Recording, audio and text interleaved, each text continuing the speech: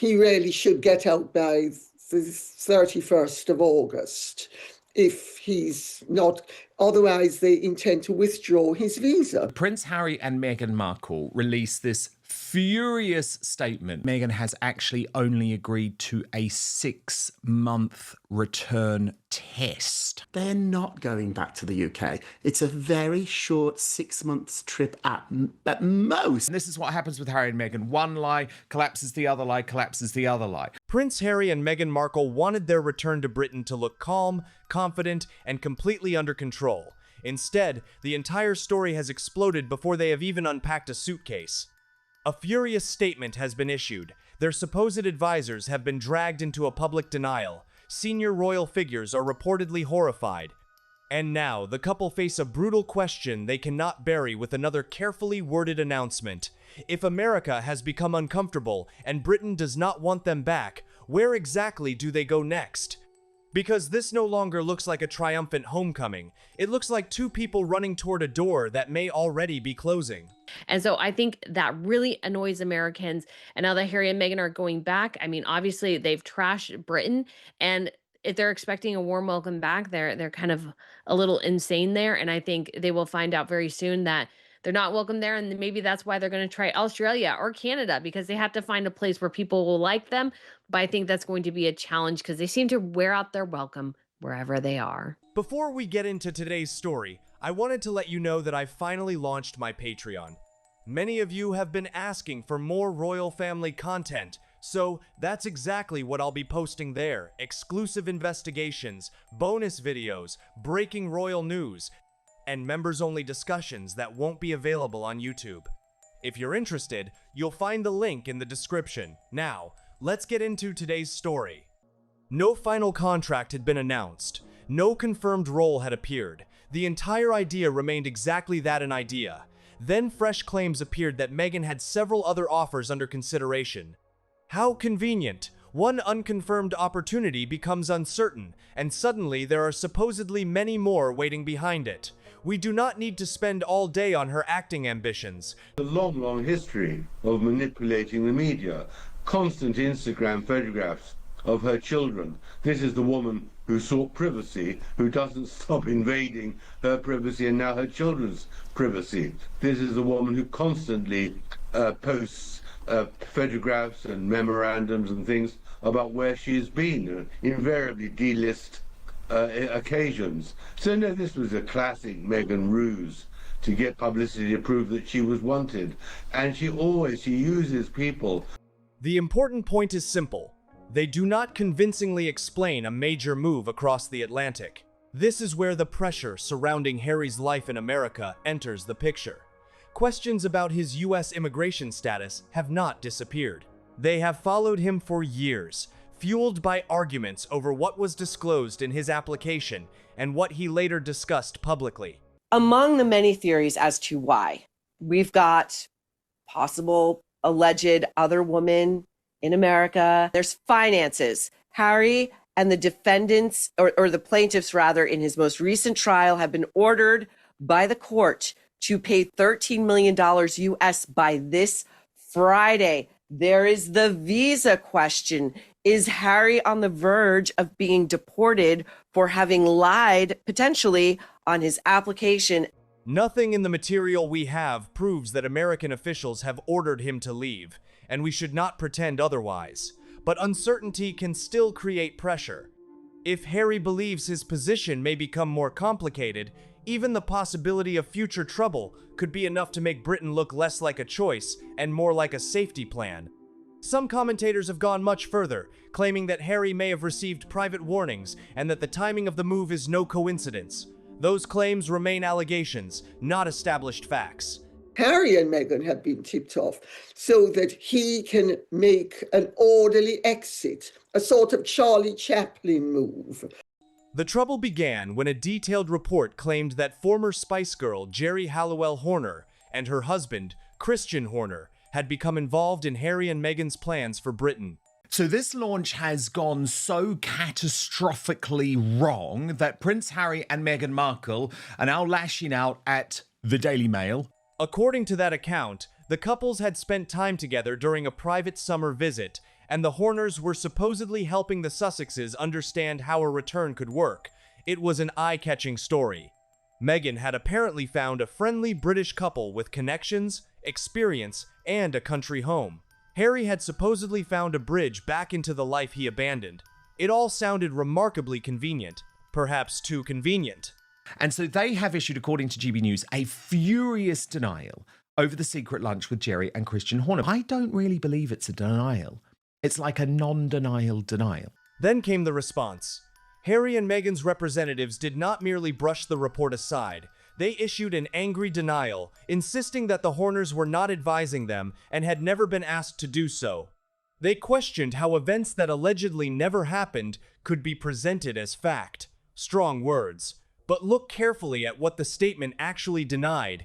It rejected the claim that the Horners were acting as advisors. It did not clearly erase the wider return story. It is understood that the Sussexes joined them there while visiting Britain in July, a trip during which they made their final decision to return. The two couples understood to have discussed what life in the UK looks like. The ex-pop star has since been in regular contact with Meghan, sharing her thoughts on a proposed move to the Cotswolds with Archie and Lily. It did not explain why so many different details had appeared at once. And it certainly did not answer the biggest question. Why did this particular report provoke such an immediate eruption? That is where the statement becomes more interesting than the original story. If the entire UK plan were nonsense, why not say so in one clean sentence? Why not declare that Harry and Meghan are staying in California and have no intention of relocating? Instead, the denial was narrow, defensive, and focused on the role of one couple. She uses famous people to attach her name to them in the hope that she will get fame and success. Until now, it's been a terrible failure in California, and now we've got a taste of it in Britain. Even the acting explanation began to wobble. Meghan was linked to a possible role in the next season of The Gentlemen, yet the conversations reportedly dated back much further than the breathless headline suggested. These talks between Ms. Markle and Guy Ritchie over his Netflix series The Gentlemen actually took place 2 years ago. The supposed advisors were removed from the picture, but the return itself was left standing in the background. That is not a full stop. It is a carefully placed comma. And for a couple famous for demanding control of every public narrative, that missing denial speaks very loudly. It also raises an uncomfortable possibility. Was the statement really meant to correct the public record, or was it meant to contain a story that had started moving beyond their control? Meghan and Jerry in particular have become increasingly friendly and have been in ever more regular contact in recent weeks. Christian has also had a number of conversations with Harry. They are friends. Jerry is absolutely buzzing about the relationship and she's loving being involved from the inside in their return to the UK. The Sussexes wanted the return presented as their choice.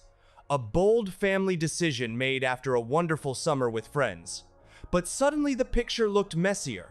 Private conversations were being discussed.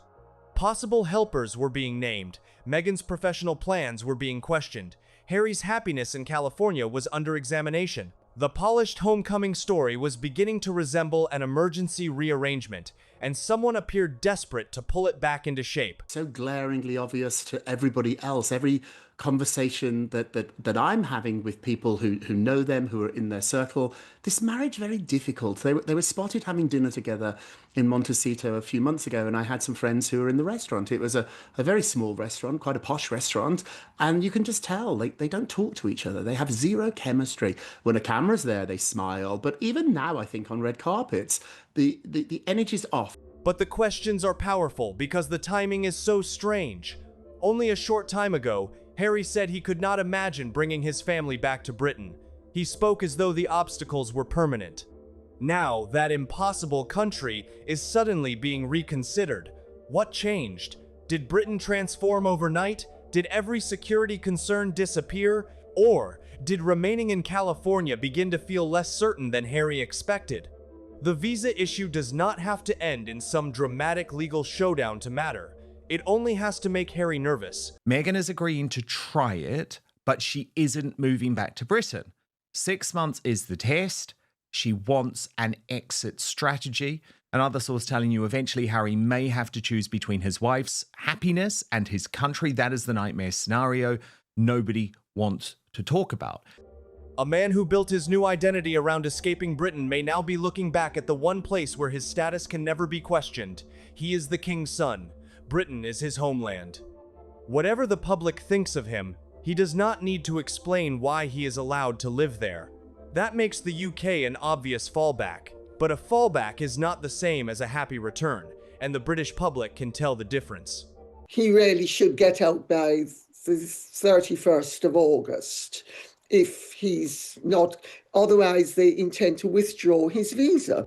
Money adds another layer. Harry has faced enormous legal expenses, and the couple's American media empire has not delivered the endless stream of giant successes once predicted. Their Montecito lifestyle is expensive, security is expensive, legal battles are expensive, maintaining homes and operations on both sides of the Atlantic would be even more expensive. None of this proves that they are broke, but it does destroy the fantasy that they can make every decision without considering cost. My husband's not happy, so what I'm going to do to fix it is to move back to a country that I despise, a country that I really don't like. I don't like the weather, I don't like the people, I don't even like the food. How is that a solution to a marriage problem? It isn't. It's a disaster. It's a time bomb that's going to explode. A return to Britain could offer Harry familiarity, connections, and a cheaper route to relevance. It could also keep him close to the institution he still uses to define himself. But if Harry imagines Britain will welcome him as a returning prince, he may be walking into an even colder reality. Reports now suggest that senior royal figures reacted with anger to the news. One royal insider used an extraordinarily harsh phrase, describing the proposed return as an act of aggression. One senior royal insider goes so far as to call it a violent act of aggression. I feel desperately sorry for William and Kate. It is awful for them. The Waleses are said by a source to have no interest in engaging with anything Harry and Meghan do or say, which is good because it means they're going to stay firm on their position. Whether everyone inside the family would use those exact words is impossible to know, but the level of hostility being reported is impossible to ignore. This is not a palace preparing a bedroom and polishing the silver. It is a family bracing for another wave of disruption. William and Catherine reportedly have no interest in engaging with whatever Harry and Meghan do next. That is all that needs to be said about them. They have their own lives, duties, and plans, and they are not required to become supporting characters in another Sussex relaunch. The more important question is what Meghan expected. Meghan will find herself ostracized, lonely, and increasingly frustrated. She never liked Britain and is clearly jealous of the huge affection here for Kate. Did she really believe she could return after years of interviews, accusations, and public attacks, then walk through Britain as though nothing happened? Did she expect crowds to cheer because a magazine announced that she had rediscovered the advantages of the United Kingdom? The public reaction may be the most brutal part of this entire plan. One prediction claims Meghan could be booed during ordinary public appearances. Imagine the humiliation, not a controlled television interview. Meghan Markle will be booed in Waitrose on her return to the United Kingdom. It is revealed that senior royal figures, including senior members of the royal family themselves, are furious about the return. Not a carefully edited streaming series, not a glossy photograph released through a friendly outlet. Just Meghan stepping into a British street or shop and hearing exactly what people think. She can ignore critical headlines. She can accuse the press of unfairness, but she cannot edit a crowd.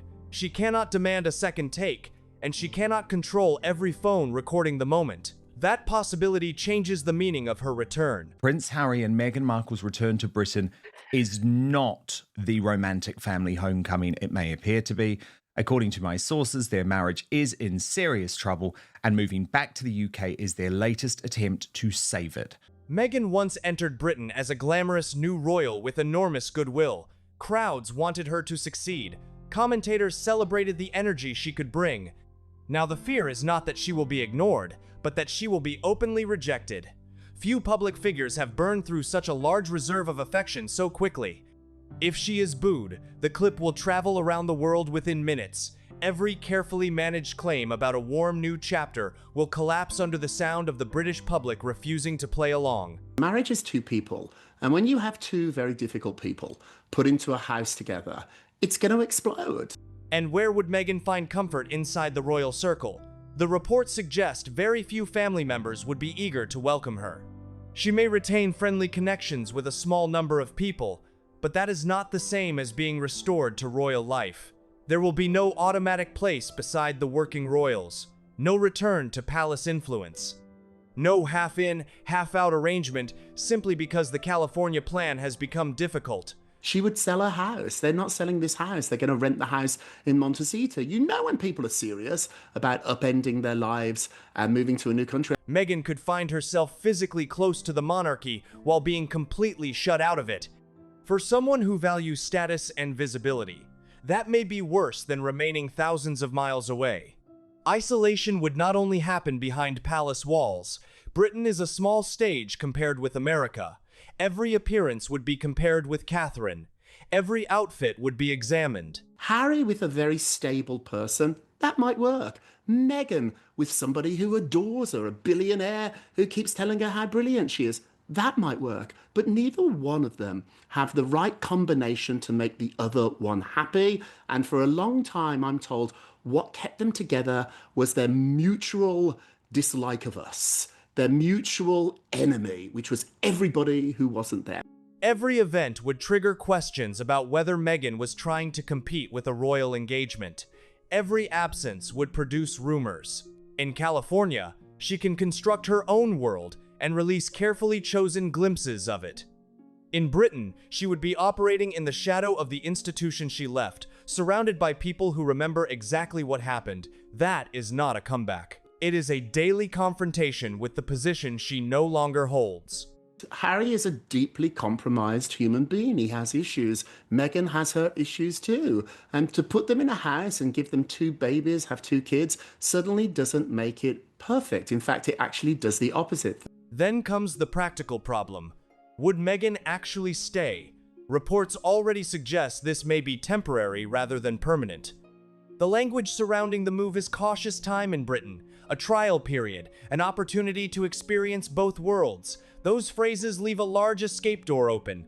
If Meghan begins traveling back to America repeatedly, the arrangement will quickly look less like a family relocation and more like Harry moving home while his wife visits when convenient. The public will notice. The press will notice. For the last couple of years, they've done a really good job of convincing us that they are very happy. I know that they are not. I have spoke to people close to them. We've seen them in action together. This return to Britain is the last chance they have to save this marriage. And the physical distance between them will become part of the story whether they like it or not. We have discussed their marriage before, so there is no need to turn this into another endless divorce prediction. One point is enough. Two people living between different countries under intense pressure do not become closer automatically. If Harry wants Britain and Meghan wants California, the map itself exposes the conflict. Frequent flights cannot hide it. A temporary experiment cannot solve it. Could even be less. It could even be less than 6 months. Look, the statement said, on the heels of a wonderful trip with family and friends this summer, Harry and Meghan have decided to spend an extended period in the UK this autumn. So autumn, you call it fall, Rob, that is 3 months. The moment Meghan starts spending more time back in America, every departure will look like a rejection of Harry's choice, while every week Harry remains in Britain will look like an admission that his old life still matters more than he claimed. That is why the angry statement may have been such a mistake. Instead of calming the story, it drew more attention to the gaps. The couple denied receiving advice from the Horners, but the denial invited everyone to examine the entire return plan more closely. Who is helping them? Where will they live? How long will they stay? Why now? What changed in America? What role does Meghan actually have in Britain? Are they moving together, or is Harry the one who truly wants to go? Each question creates another crack in the smooth version released to the public, revealing insight about just how horrified members of the royal family are about this decision, because many believe that it spells peril for the British monarchy, with the future of the crown now in crisis. The Sussexes have always relied on announcements that place them at the center of events, but this time, the events are moving faster than their message. One report describes a warm summer decision. Another suggests Harry is increasingly unhappy in California. Another points to immigration uncertainty. Another says the royal family is furious. Another predicts Meghan will be isolated and publicly rejected. These pieces do not form the picture of a powerful couple confidently beginning a new chapter. They form the picture of a couple being squeezed from several directions and trying to call the squeeze a lifestyle choice. Even their possible alternatives reveal the problem. Australia and Canada have been floated as places they might consider if Britain becomes unbearable. Only last year, a tearful Harry was telling the BBC it's impossible for me to take my family back to the UK. So what changed? Is the UK no longer so racist that Meghan couldn't bear to live here? Is she no longer worried about being silenced by her terrible in-laws? Has Queen Camilla ceased to be dangerous, as Harry claimed in his book? Is their personal safety no longer a priority? Did they get the apology from the royals they loftily demanded as a condition of returning? But how many countries can be presented as the next perfect beginning? First, Britain was too restrictive. Then Canada was a stepping stone. California was supposed to be freedom. Now Britain is useful again, while Australia waits in the background as another possible escape. At some point, the destination stops being the issue. If every new home eventually becomes hostile or disappointing, perhaps the crisis travels with them. The truly damaging part is the contradiction. Harry insisted Britain was too unsafe for his family, yet now it may become their base. Meghan built an image around freedom from royal life, yet the royal connection remains the strongest reason anyone discusses her return. They demanded privacy, then released personal details through carefully chosen publications. Guy Ritchie, he knows publicity. He knows buzz. He married Madonna. Come on, this is not a guy that's scared of upsetting people. He likes controversy. They presented California as their successful new world, but now their future appears tied once again to the country they rejected. Every new explanation reminds the public of an old declaration that no longer fits. Perhaps that is why the response has become so angry. A calm denial might have ended one rumor. A furious statement suggests the story touched a nerve. It showed that Harry and Meghan are watching every detail of the return coverage and fighting to control who receives credit, who is named, and how their motives are described. Yet the harder they pull at individual threads, the more the entire story unravels. Removing the Horners does not explain the move. Mentioning acting does not explain the urgency. Calling it temporary does not make it stable. Catherine invites basically the whole royal family to her together at Christmas. Does she leave the Sussexes off the list? That would look horrible. Describing it as a family decision does not erase the pressure around Harry. So, what are we actually watching? A royal reconciliation? There is no evidence of one. A triumphant acting comeback? Nothing firm has been announced. A permanent family relocation? Even friendly accounts refuse to promise that. What remains is a nervous experiment. Harry may be seeking security and belonging in the country he once fled. Meghan may be agreeing to test Britain while keeping one foot in California. The palace appears determined to keep its distance, and the public may deliver a verdict far harsher than any newspaper column. They're not going back to the UK. It's a very short 6 months trip at most, and then they'll be back in America. That leaves Harry trapped between two versions of himself. In America, he wanted to be an independent global figure, free from palace control. In Britain, he will always be the prince who walked away and returned when the outside world became difficult. He cannot recover his old position simply by crossing the Atlantic. He cannot demand the respect of a working royal while refusing the duties. And he cannot force his family or the public to forget everything he said after leaving. Home may still be Britain, but home does not automatically mean welcome. Meghan faces an even sharper test. In California, she controls the setting. In Britain, she becomes the story the moment she appears. If people boo, she loses the image of a warmly received return. If she avoids the public, she looks afraid of the reaction. Meghan has actually only agreed to a 6-month return test. If she attends high-profile events, she will be accused of seeking attention. If she runs back to America, critics will say she never intended to commit. Every available move carries a cost. For the first time, the woman famous for controlling the camera may be entering a situation with no flattering angle. And that is the real dark truth behind this return. Harry and Meghan are not moving toward a clear victory. They are moving between problems.